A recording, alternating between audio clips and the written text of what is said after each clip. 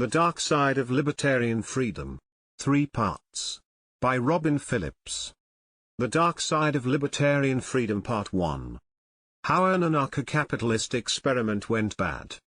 Beginning in 2012, a group of North American libertarians conceived a plan. They would start a community in the Andes Mountains of Chile, based on the principles of libertarianism and anarcho-capitalism. This would enable them to enjoy the lifestyle they wanted for their families without the taxation and government interference typical of American society. They named their community Galtzkulch, Chile, after a fictional location in Ayn Rand's Atlas Shrugged, where competent capitalists seek refuge while the rest of the world falls apart. A few years later, another group of libertarians conceived a similar idea and decided to start a community in Acapulco, Mexico. This community grew up around an annual libertarian conference that met in the Pacific Coast resort town. Known as the Freedom Conference or Anacapulco, it attracted anarcho-capitalists from throughout North America. Speakers included Ron Paul, David Icke, Dana Martin, and other leading figures of modern libertarianism. Gradually this conference evolved into a permanent community in Acapulco based on the values of autonomy and self-rule. Libertarians began relocating with their families to be part of an intentional community, inspired by the possibilities of a life without anyone telling them what to do. Filmmaker Todd Schrank was intrigued by the Anacapulco experiment, having been fascinated with anarcho-capitalism after encountering it years earlier while working as a punk rock musician. So, Schrank decided to document the community and spent 6 years videoing and interviewing the participants. The footage he collected eventually became the basis for the 2022 HBO docuseries The Anarchists. Why would wealthy and middle-class Americans want to give up on life in the United States and relocate to less developed countries like Chile and Mexico? To answer this question, we need to understand the historical background of the modern libertarian movement. Background to libertarianism. When America was founded, it was based on the principles of limited government, in reaction to the bloating power of European monarchies. Political thinkers like Thomas Jefferson, Patrick Henry, Samuel Adams, and various anti-federalists emphasized the virtues of individualism and localism, warning what would happen if the federal government became too strong or succumbed to the temptation to over-legislate. We all know that these warnings were ignored. Over time America developed a gargantuan administrative state that is far more powerful than any 18th-century monarch would have ever dreamt of. No king or ancient warlord would have presumed to tell you how many electrical sockets your house must have or what type of steel must be used in your garage door. Nor did any ancient god-king, while claiming divine honors, approach the aspirations of the modern political classes, who strain towards omnipotence through a legislative agenda that leaves no area of life untouched and who approach omniscience through surveillance technology that leaves no area truly private. Indeed, we have reached the situation that Alexis de Tocqueville prophetically foresaw, when he declared, "Society will develop a new kind of servitude which covers the surface of society with a network of complicated rules, through which the most original minds and the most energetic characters cannot penetrate. It does not tyrannize but it compresses, enervates, extinguishes, and stupefies a people, till each nation is reduced to nothing better than a flock of timid and industrious animals, of which the government is the shepherd." These were some of the concerns that animated the Galtzkulch Chile community, as well as the Anacapulco movement in Mexico. But unlike those who critique the administrative state from within the standard categories of conservative discourse, the people in these communities are part of a growing movement of libertarians who maintain that a more radical solution is required. It isn't simply that the United States government has overstepped its bounds, they argue. Rather, we must recover an idea of freedom that is antithetical to the very project of the modern nation-state. These theories draw heavily on the anarcho-capitalist political philosopher, Murray Rothbard, 1926–1995, whose 1982 book The Ethics of Liberty argued that the very existence of the modern state, an entity with a monopoly on the exercise of force, is contrary to natural rights and results in people being unfree. Drawing on thinkers from the Enlightenment period, Rothbard argued that true liberty is the right to self-government and personal autonomy, independent of external structures like the federal government. Not all libertarians take such a radical view. Some libertarian thinkers, such as the Harvard scholar Robert Nozick, 1938–2002, have argued for a very minimal night watchman-style government. Similarly, Ayn Rand, 1905–1982, author of Atlas Shrugged, advocated a limited government libertarianism.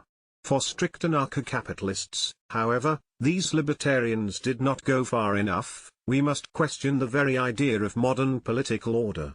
Their contention is that an ordered prosperous society can best be achieved by replacing political bonds with non-coercive voluntary associations. Believing that all nation-states lack the authority to tax, anarcho-capitalists view the entire apparatus of government as arbitrary and illegitimate. The best way to understand both anarcho-capitalists and more moderate forms of libertarianism is to explore the theory of freedom they share in common. Libertarianism and liberty. One of the speakers at the Acapulco conference, the retired congressman and former presidential candidate Ron Paul, articulated the libertarian conception of freedom by suggesting that we can only be free if the government stays out of our lives. Here is how Dr. Paul defined freedom in an article published for the libertarian organization, the Mises Institute. Liberty means to exercise human rights in any manner a person chooses so long as it does not interfere with the exercise of the rights of others. This means, above all else, keeping government out of our lives. Notice that this is a purely negative definition of freedom, untethered from positive ends like virtue or human flourishing. This is deliberate, for libertarians believe the state should be value neutral and hold back from promoting one version of the good life over another. According to this line of thought, rulers do not have a God-given vocation to orient their citizens towards the good, nor to promote what Edmund Burke called a manly, moral, regulated liberty. Rather, rulers should strive to create a space of maximal autonomy, to allow what Alistair McIntyre called the privatization of the good. On this paradigm, freedom is not what happens, but what does not happen. It emerges only when government stays out of our lives. It is, as one Mises writer explained it, it is a condition where the person may do whatever he desires. Or as Lou Rockwell put it, again at the Mises Institute. The definition of freedom is not complicated. Freedom means that which the government does not control. The Mises Institute has made a new backpack for students, and it sports the following quotation from Mises: "Government is the negation of liberty." We can better understand the libertarian definition of freedom by comparing it to one of its main competitors, namely the leftist/progressivist conception of freedom. Libertarianism and leftism. For leftists and progressives, government exists to secure personal happiness and rights. While happiness is often understood in terms of personal autonomy, including limitless freedom for each person to pursue his or her own private vision of the good, it usually ends up mandating one vision of happiness for all and privileging one group of rights above another. This is why some of the most influential leftists ended up being statists, using the language of individualism to justify an oppressive communitarianism. Rousseau set the template for the left's strange amalgam of individualism and totalitarianism in The Social Contract when he declared, "Whoever refuses to obey the general will shall be constrained to do so by the whole body," which means nothing other than that he shall be forced to be free. In our day, this same tension has emerged in what Sohrab Ahmari has called, the correlation between limitless freedom and the all-encompassing state. Given this emphasis on freedom without limits, the leftist view of freedom often reduces to the following: the freedom to do what we want and to have our desires, no matter how transgressive, underwritten and validated by the state. Libertarians dissent from this leftist conception of freedom, which attaches a godlike power to the state. But libertarians still share much in common with leftists.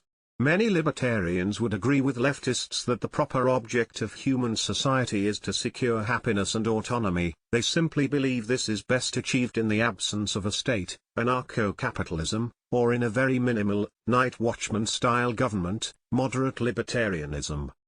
Libertarians and leftists also converge in the revolutionary impulse. Believing in the malleability and perfectibility of man, leftists have tended to give inordinate attention in achieving optimal conditions through a planned society. That is why leftist thinkers have historically favored revolutions to achieve the perfect system. Anarcho-capitalists share this revolutionary impulse with the left, although for them utopia will be achieved, not through the correct political system, but through the dismantling all political systems.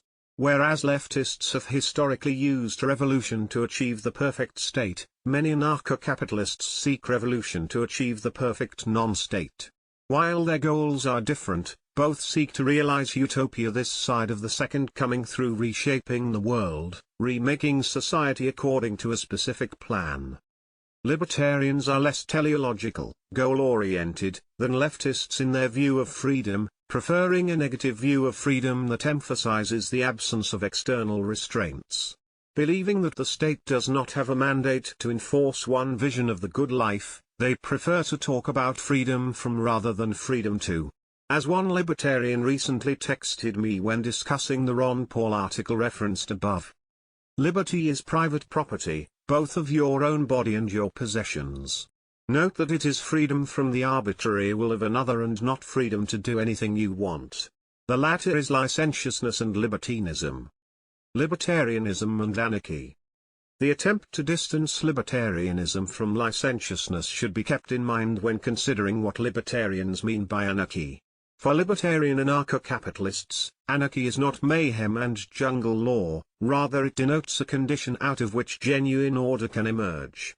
The writings of anarcho-capitalists like Murray Rothbard, Hans Hermann Hoppe, and Lew Rockwell are full of various historical examples and arguments proving that property rights can be secured without government via the use of private security agencies and voluntary organizations. They argue that because anarchy and capitalism are natural to man, in a society without external laws people will naturally tend towards the type of contractual self-regulation needed to secure free markets and achieve a well-ordered society. Thus, true anarchy will lead, not to disorder, but to order and even utopia. Ron Paul reflected this view when he urged people to think positively about anarchy, claiming, "is a great idea," and asking us to trust in the spontaneous order that emerges when the state does not intervene in human volition and human cooperation. The dark side of utopia. It all sounds like a great theory. But how should Christians think about the libertarian definition of freedom in general, and anarcho-capitalism in particular? We will explore these questions in a follow-up post. We will see that freedom for the sake of freedom is bondage. Moreover, we will learn that thinkers from classical antiquity through to the Christian era have offered a rich discourse on the meaning of freedom. This discourse avoids the extremes of both leftism and libertarianism by rooting freedom in virtue, ordered love, and transcendent morals. But for now, let's close by seeing what happened at these libertarian experiments with utopia. The community at Galt's Gulch, Chile descended into squabbling and fraud, with libertarians eventually seeking help from government to arbitrate their disputes. The fate of the Mexican community in Acapulco was even more tragic. It imploded into debauchery, fragmentation, and chaos before ultimately resulting in death and despair. Because the project was documented by a videographer, the HBO series The Anarchists offers a terrifying glimpse of what anarchy looks like in practice. Writing for the Acton Institute, David Bonson put his finger on the basic problem revealed by the HBO series. Missing from the Acapulco anarchy movement was a framework for liberty rooted in morality and ordered love. Ultimately, what was palpably present in the Acapulco anarchy movement was the fate of all human autonomy untethered from the law of God and awareness of the basic human condition. Those of us who value the concept of liberty are wise to consider the bondage that futile human efforts at liberty paradoxically create when said liberty is uprooted from the soil of morality, love, character, and biblical wisdom that must sustain it. And that is what the anarchists is really about, bondage, not liberty. The Dark Side of Libertarian Freedom Part 2. Why freedom for the sake of freedom leads to bondage. Last Wednesday, the Acton Institute published an interview with Robert P. Murphy titled, "Is There an Argument for Anarchy?" Murphy, who is the author of Chaos Theory and a senior fellow with the Mises Institute, set forward the case for anarcho-capitalism, a version of libertarianism challenging the necessity of law and seeking the dissolution of all governments. The interest shown by the Acton Institute in anarcho-capitalism reflects a wider interest among conservative circles towards libertarianism. Yet despite the newfound interest in libertarianism, very few people stop to ask what libertarians actually mean by liberty. In my previous post, The Dark Side of Libertarian Freedom Part 1, I explored how, despite the differences in various libertarian thinkers, ranging from those favoring a minimal government like Ron Paul to advocates of anarcho-capitalism like Murphy, they all share one thing in common, a purely negative concept of freedom, where liberty is defined as the absence of restraint. Liberty, on their scheme of things, amounts to autonomy without limits, the freedom to not be told what to do. This does not mean libertarians favor a chaotic every man to himself type of society. Libertarian thinkers have gone to great lengths to try to demonstrate how the tasks currently undertaken by government, including policing and defense, might be taken over by voluntary associations. But at the end of the day, the workability of these proposals becomes irrelevant for strict libertarians, who have determined on a priori grounds that any other type of society falls short of being free. The myth of value neutrality. There is a fundamental inconsistency in the libertarian understanding of freedom. On the one hand, libertarians hold to a view of freedom that is neither prescriptive nor teleological, goal-oriented, which is to say, it is not tied to any substantive notion of the good. As Ron Paul explained, to believe in liberty is not to believe in any particular social and economic outcome. Abstracted from specific outcomes, liberty becomes something that is virtuous for its own sake, what we might call freedom for the sake of freedom. On this view, liberty is both outcome neutral and value neutral, it simply creates space for each of us to pursue our own private goods without interference. Consequently, liberty can exist without reference to the virtues since it involves merely the absence of outside restraint. But on the other hand, libertarians routinely argue for their political prescriptions, for example, restructuring society along anarcho-capitalist lines, creating a minimalist government, returning power to the states and counties, etc., on the grounds that this will secure goods appropriate to the human condition, namely happiness, prosperity, natural rights, and protection of property. Their concept of liberty thus finds legitimization in goals that are ultimately teleological and outcome-oriented, despite the pretense of teleological neutrality. Thus, the libertarian ends up in the same place as the leftist, whose attempt to be value-neutral merely results in him smuggling in surrogate values, values that remain more pernicious for not openly announcing themselves.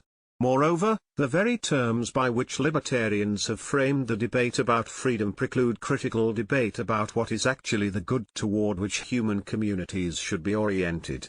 Why are things like property rights, happiness, prosperity, and natural rights worthy goods to seek after? By what standard? And why arbitrarily stop at these goods while excluding the outcomes sought by competing political models?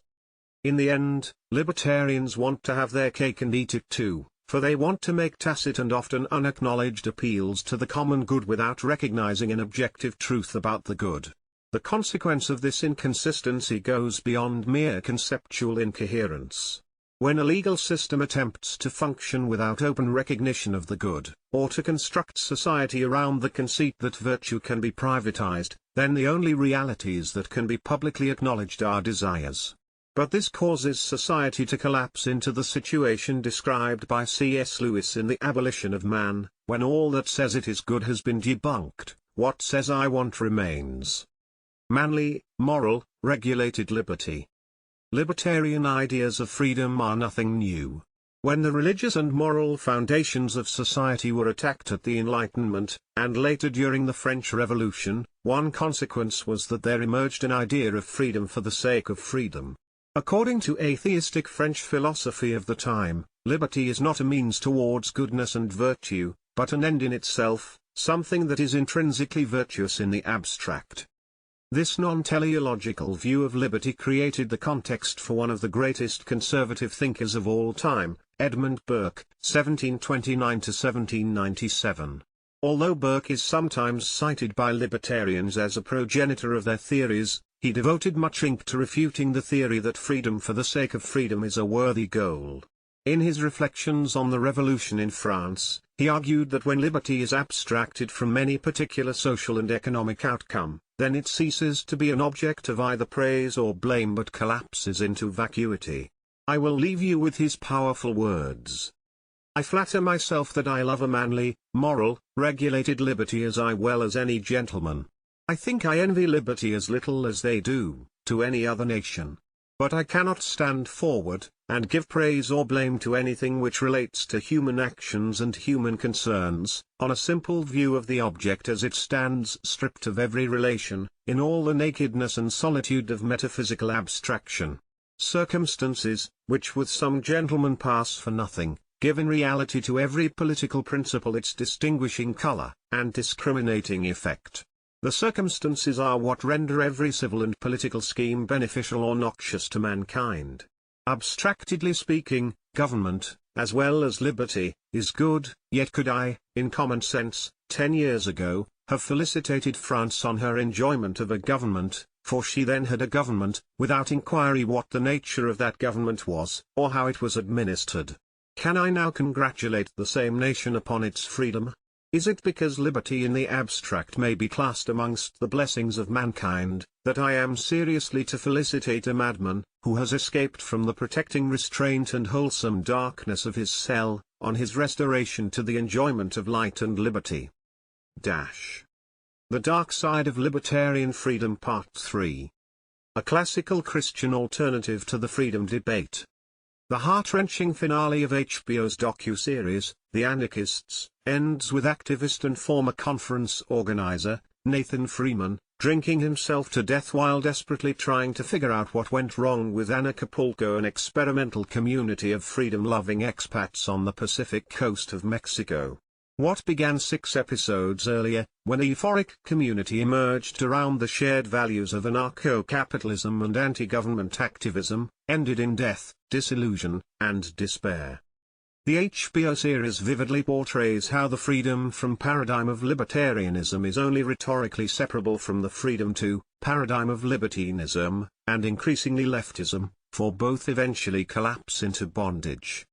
The thing that makes the HBO series so unsettling is that this utopia gone wrong was based on ideas that have been captivating the minds of former conservatives through the influence of libertarian thinkers like Murray Rothbard, Hans Hermann Hoppe, Lew Rockwell, Robert P. Murphy, Ron Paul, and the thinkers associated with the Mises Institute. In my previous 2 posts, The Dark Side of Libertarian Freedom Part 1 and The Dark Side of Libertarian Freedom Part 2, I have been exploring the theories of some of these teachers, with particular emphasis on their definition of freedom. As I have been writing and talking about the deficiencies in libertarian freedom, one of the primary responses I receive goes something like this: well, what alternative is there? If libertarianism is not the answer, what do you suggest instead? In this article, I will finally attempt to answer this question by pointing us to resources from our classical, Greek and Roman, and Christian past. Freedom in the thought of the ancient Greeks and Romans. For the ancient Greeks and Romans, a polis, community, city, political order, could be said to be free when it enjoyed the type of virtuous self-government that forestalled tyranny or anarchy. The qualifier virtuous is crucial here, for reasons explained by Patrick Deneen in his book, Why Liberalism Failed. The Greeks especially regarded self-government as a continuity from the individual to the polity, with the realization of either only possible if the virtues of temperance, wisdom, moderation, and justice were to be mutually sustained and fostered. Self-governance in the city was possible only if the virtue of self-governance governed the souls of citizens, and self-governance of individuals could be realized only in a city that understood that citizenship itself was a kind of ongoing habituation in virtue, through both law and custom. Liberty was thus thought to involve discipline and training in self-limitation of desires, and corresponding social and political arrangements that sought to inculcate corresponding virtues that fostered the arts of self-government. This relationship between freedom and virtue meant that classical ideas of liberty were teleological, goal-oriented. This is even reflected in the etymology of the Greek word for freedom, which is connected to the idea of flourishing towards an end. The relationship between freedom and virtue meant that the Greeks gave attention to the ultimate good towards which all virtue is finally directed. Thus, for both Plato and Aristotle, political freedom is not possible without a standard of objective goodness that is both transcendent and antecedent to political freedom. Significantly, goodness is not merely the province of individuals alone, rather, goodness is a shared quality that is pursued communally. By facilitating an ordered society, the institutions of state help us pursue goodness, and can offer a context for cultivating the virtuous habitus necessary for a stable society. As moderns, we recoil at the idea that government should try to make us good. But for Plato and Aristotle, the alternative is to live in communities that remain stranded at the level of beasts, lacking the civic virtues that forestall the unfreedom of tyranny or anarchy. A polis without virtuous laws fails to raise citizens above their untutored state, leaving us to behave like the Cyclopes, which Homer describes as having no assemblies for the making of laws, nor any settled customs, but living in hollow caverns in the mountain heights, where each man is a lawgiver to his children and his wives, and nobody gives a jot for his neighbors. The great Roman political thinkers built on the Greek heritage, arguing that only virtue could save the republic from collapsing into a corrupt oligarchy, or being swayed by demagogues, revolutionaries, populist uprisings, and would-be dictators. Thus, the freedom of self-government was integrally tied to virtue, with a web of multiple reciprocities linking the rulership of the self to the rulership of the household to the rulership of the polis. Virtuous rulership at all these levels created the conditions for human flourishing. The idea of a value-neutral government, where statesmen are meant to remain neutral with respect to the goods constitutive of human flourishing, would have been as unthinkable to the Romans as it was to the Greeks. How Christianity built on the Greek and Roman heritage. This relationship between freedom, virtue, and objective goodness received a recapitulation and development within the Christian tradition. Christian thinkers like St. Paul taught that true freedom can only be found in Christ, John 8:36, the ultimate ground of objective goodness and virtue. Consequently, only by being slaves to righteousness can we be truly free, Rom 6:18, 6:22, 1 Corinthians 7:22. The biblical teaching entailed the idea that liberty exists when a person or a community is regulated by those virtues, reconceived in Christian thought around the fruits of the Spirit, that enable a person or community to enjoy well-ordered freedom, of which salvation is the epitome. Such freedom is necessary to forestall the tyranny of the passions and the bondage of disordered desire. Thus, the biblical conception of freedom, like that of the Greeks and Romans, is outcome-oriented, and it is also grounded in the concept of human flourishing. And, as in classical thought, it continued to affirm that freedom for the sake of freedom, disconnected from the proper ends of human life and society, is bondage. Throughout the history of Christendom, Christian thinkers have teased out the political implications of this biblical view of freedom. Many of these thinkers, which we now label as conservative, argued that it is impossible to have a truly free society without a foundation in transcendent goodness.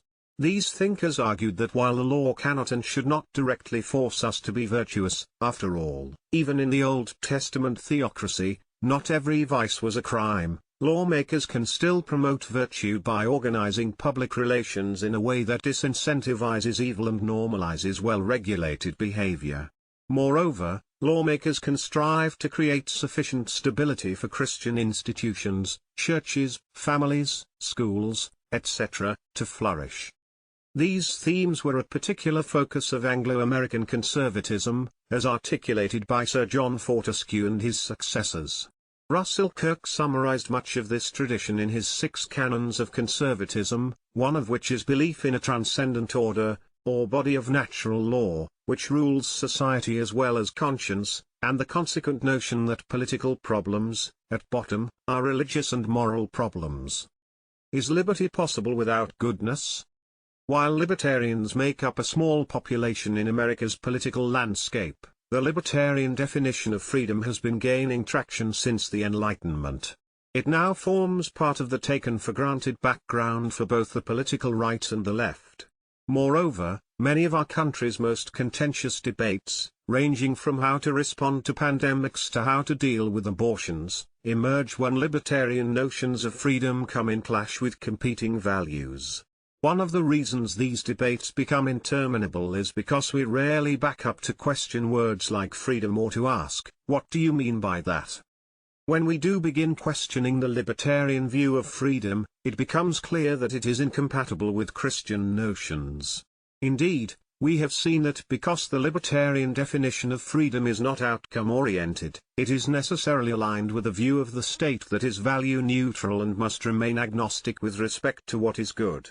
Consequently, the common good merely collapses into the aggregate of private goods, while substantive appeals to the good cannot openly announce themselves but must camouflage themselves in a range of proxy issues. By contrast, the classical Christian vision of freedom is teleological, and aimed at horizons beyond the mere pursuit of freedom for its own sake. The horizon of the Christian vision of freedom is the cultivation of virtue and the pursuit of objective goodness, both of which are found ultimately in Jesus Christ. Consequently, to be truly free to pursue goodness, one must engage in the arts of self-limitation and restriction, both at the level of the individual and society. This does not mean those holding to the classical Christian view of freedom need to reject all libertarian proposals. I will be the first to admit that the policies of moderate libertarians like Ron Paul, Ayn Rand, 1905–1982, and Robert Nozick, 1938–2002, would be a welcome alternative to the vast administrative state under which we now suffer. But crucially, in order to make this argument effectively, I must have some notion of the good and some notion of the virtuous ends appropriate to human society.